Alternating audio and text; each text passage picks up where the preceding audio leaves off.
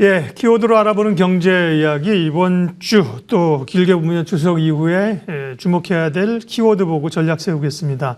김한진 이코노미스트 함께하는 시간입니다. 박사님 어서 오십시오. 네, 안녕하세요. 오늘 주제 3개 보겠습니다. 첫 번째는요. FOMC가 끝나고 나서도 여전히 미국 금리 인상에 대한 우려들이 있는데 미국 연방정부의 셧다운이라는 단어까지 또 튀어나왔습니다.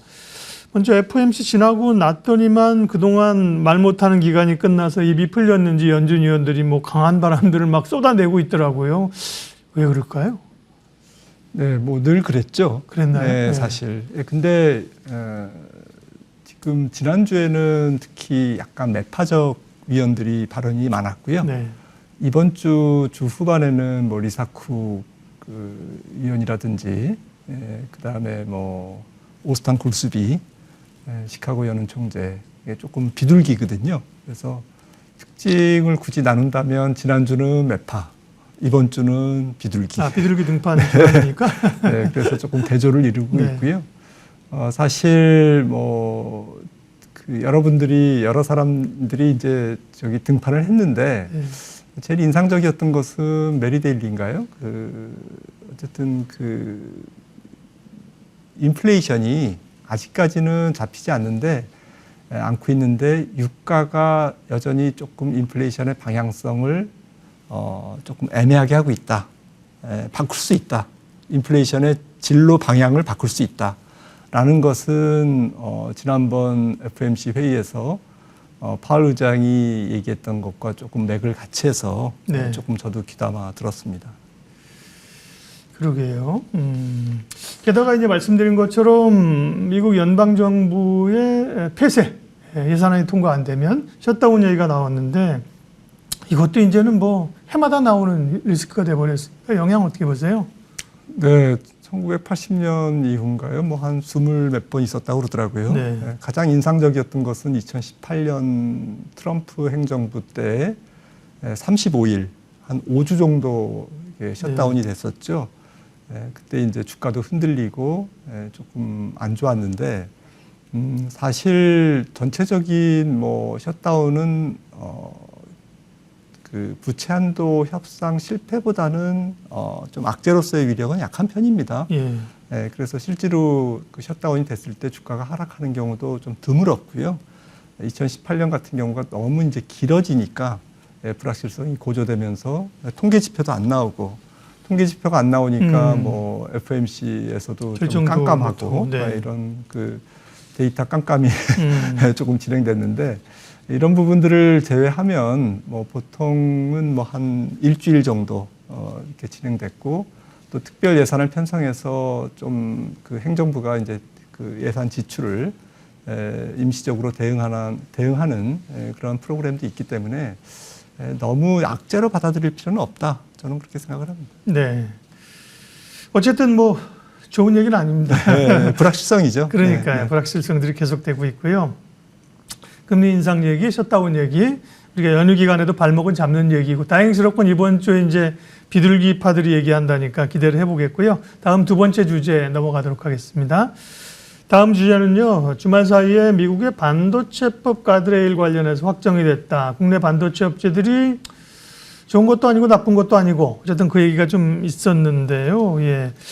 요게 이제 제가 먼저 설명을 드리는 게 박사님께서 코멘트 하시기 좋을 것 같아서 미국에서 반도체 보호저금을 받는 기업들은 이제 이 비우호 국가, 대표적으로 중국입니다. 그죠? 네. 중국, 러시아 몇 가지 있는데요. 네. 중국에 투자할 때 최첨단 제품은 최첨단 반도체는 5%, 범용 반도체는 10% 이내에서만 투자하도록 한다. 네. 이 얘기인데 네. 한국 기업들에게는 종합적으로 보면 어떤 영향이 있는 뉴스인가요?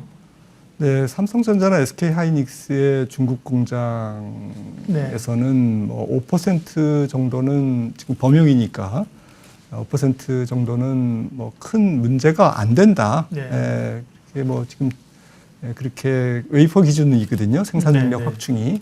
그래서 범용 기준으로 5% 그리고 뭐 일부 뭐 첨단 기준으로 5%, 범용 기준으로 10%인데 이런 부분들이 실제로 중국 공장, 현지 공장을 돌리는 데는 큰 어려움은 없을 것이다라는 게 이제 업계의 반응이고요. 그래서 지난 3월 달에 이제 초안이 나왔는데 이번에 이제 확정안이 나온 거죠. 확정안이 초안과 그렇게 크게 다르진 않다라는 건데요. 다만 이제 지난해 10월에 지금 새로운 장비 도입, 그러니까 중국 같은 경우에 이제 공장이 돌아가려면 장비를 도입해야 되지 않겠습니까? 그 새로운 장비 도입에 대한 것을 1년 유예했는데 유예해놓은 상태죠. 이게 이제 11월에 만료가 되거든요. 이제 이 부분은 뭐 명확하게 지금 안 나왔습니다. 업계에서는 이제 이 부분이 조금 추가 협상, 예외 규정 인정에 대한 조금 필요성이 있다라는 그러한 여론 이야기고요. 전반적으로 반도체법 가드레일은 뭐 반도체 경기에 그렇게 영향을 주는 변수는 아닌 것 같습니다. 이미 나온 데다가 또 지난 3월 달에 나온 초안과 크게 다를 바가 없기 때문에요. 보다 관심이 있는 것은 결국 뭐 감산의 효과가 언제 나타날 것인가, 또 디램에 대한 낸드에 대한 수요는 언제 회복될 것인가라는 부분에서 다음 주 수요일 마이크론 실적 발표가 있습니다. 이번 주입니다. 이번 주. 이번 주 수요일 날 마이크론 실적 발표가 있어서 이 부분이 조금 뭐 반도체 경기를 엿보는데 힌트가 되지 않을까라고 생각을 합니다. 말씀하신 것처럼 화웨이가 최신 스마트폰을 내면서 미국이 더 좀 사실 이런 정책에 대해서 쬐지 않을까. 시쳇말로 그렇게 생각했는데 그 정도까지는 아닌 것 같고요. 일단 또 이게 불확실성이 어느 정도 해소됐다는 점에서 가드레일, 그러니까 기본 방침 확정한 거는 중립적, 그 정도로 해석을 하고요. 마이크론 실적 주목을 하고 있습니다. 반도체가 어쨌든 살아야 시장이 사는데요. 이슈들이 좀 있습니다. 두 번째 반도체 키워드 마무리 짓고요. 세 번째 키워드로 넘어가도록 하겠습니다. 다음은요.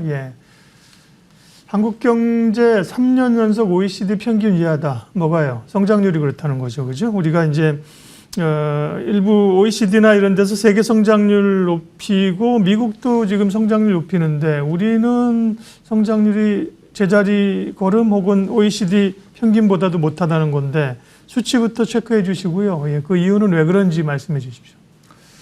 네, OECD가 이제 봄과 가을 4월, 9월 이렇게 업데이트를 하는데요. 성장률 전망을. 한국은 1.5% 그냥 제자리 올해 거죠? 올해 거. 유지했고요. 근데 이제 우리나라는 좀 유지한 반면에 미국은 1.5에서 1.8로 높였고요. 일본도 지금 1.5에서 1.8로 8%로 올해 경제 성장률을 높였습니다. 그래서 미국은 2.2, 일본은 1.8로. 최종적으로는 2.2, 1.8. 근데 이제 다 올린 거죠. 지난 4월 전망보다 더 0.몇 퍼센트 포인트씩 다 올렸는데 유독 우리나라만 전망치를 1.5%로 유지했다. 결국은 뭐 반도체가 안 되고 수출 안 돼서 그런 건가요? 네, 맞습니다. 지금 뭐 우리나라 경제 지표가 뭐 보여주고 있듯이 수출이 안 되고 특히 내수 쪽에서는 이제 소비가 우리나라가 조금 안 좋은 상태에서 설비 투자, 기업의 설비 투자가 저조하거든요. 그래서 이 내수와 수출의 조금 양면 복합 불황이 지속되고 있는데 제 생각에는 OECD 경제 전망 자체가 중요한 것은 아니고요.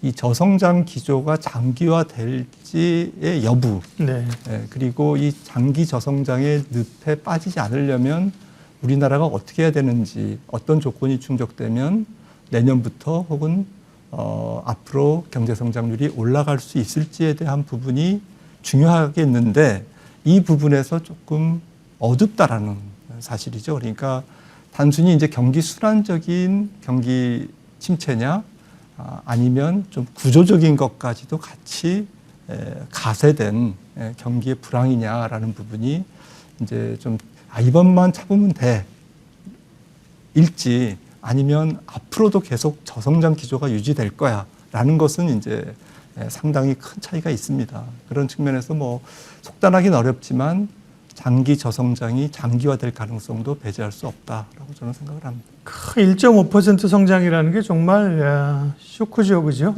예전에는 뭐 10%씩 성장하고 그때는 아니더라도 그죠? 최근 3, 4%는 성장해줬는데 그러면 수출이 좋아졌는데 지금 잠정 수출 데이터 나온 거 보니까 조금 이제 4분기에는 수출이 좋아질 것이라는 전망도 있습니다. 그러면 성장률이 조금 높아지거나 경기에 대한 전망이 조금 긍정적으로 바뀔 수도 있을까요? 맞습니다. 중국이 뭐 지금 뭐 예상보다는 기대에 못 미치지만 그래도 부양책 금리 인하를 계속 하고 있고 또 상반기 뭐 부채 조정에 대한 충격이 하반기에 조금 완화가 된다면 우리나라의 대중 수출 무역 수지도 조금 개선될 여지는 있거든요. 그리고 앞서 말씀 나눴듯이 이제 반도체 경기도 더 이상 이제 디램 가격이라든지 낸드 가격이 하락하는 분위기는 아니고 바닥을 다진다면 그래도 미미하지만 상저하고까지는 아니더라도 상저하저는 피할 수 있지 않을까. 예. 그래서 그런 정도만 돼도 분위기는 뭐 내년도 전망을 조금 긍정적으로 하게 되는 그러한 요인들로 작용할 것 같습니다. 그런 측면에서 하반기에 너무 어둡게 볼 필요는 없지만 우리나라의 장기 성장률이 조금 저조할 것이냐라는 부분에 대해서는 부채 조정이라든지 여러 가지 구조적인 어려움들을 조금 어떻게 지혜롭게 극복할 거냐라는 부분에서 조금 여러 가지 정책들이 필요한 것 같습니다. 위안이라고 하면 뭐 OECD나 IMF나 성장률 전망치 내는 게 고무줄입니다. 예, 여기도 자기들 그죠? 몇 개월 지났다가 뭐 데이터 가지고 바꾸기 때문에 상황을 좀 유동적이라고 보겠고요.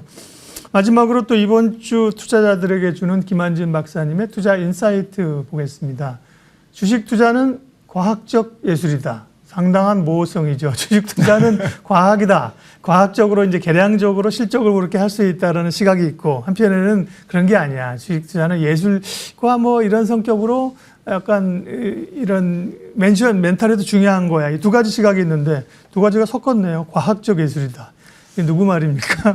박사님 말씀입니까? 그 시장에 제가 정확하게는 뭐 찾아봤는데 네. 뭐 여러 사람들이 얘기해서 네. 뭐 누구의 말이다라고 딱히 정의할 건 할 수는 없겠고요. 아무튼 뭐 많은 사람들이 얘기합니다. 네. 주식 투자는 뭐 살 때는 뭐 과학이지만 팔 때는 예술이다. 네. 내지는 뭐 과학과 예술의 중간 영역에 있다. 네. 이렇게 얘기하는 사람들도 있고요. 그래서 저는 이제 과학적 예술이다라고 이제 예술이지만 과학적으로 풀어가야 될 예술이다라는 네. 이제 그런 표현을 한번 써봤는데요. 또 이제 연휴를 앞두고 있어가지고 조금 푸근하게 조금 예술이라는 단어를 한번 같이 나눠보고 싶었고요. 일단은 뭐 도박이나 다트 게임이 아니고요. 주식은 과학적으로 왜냐하면 기업을 기초 자산으로 하고 있지 않습니까? 그렇죠. 그러니까 당연히 밸류에이션을 따져봐야 되고 비싸냐 싸냐라는 것에 대한 기준이 명확한 비교적 명확한 금융상품이라는 점에서는 과학이다. 하지만 과학만 가지고 되냐? 숫자만 가지고 우리가 주식 투자를 잘할 수 있느냐? 그러면 뭐 모든 사람들이 숫자만 열심히 데이터만 보면 다 잘할 수 있었는데 실제로는 실전에서는 그렇지 않지 않습니까? 그 이유는 결국 직관이 중요하다. 그래서 데이터에 의존하는 것은 맞다. 하지만 최종적인 의사결정은 우리의 직관이 필요하다라는 측면에서 예술적인 부분이 있는 것 같습니다. 네. 키워드로 알아보는 경제 이야기 김한진 박사님 함께 했습니다. 고맙습니다.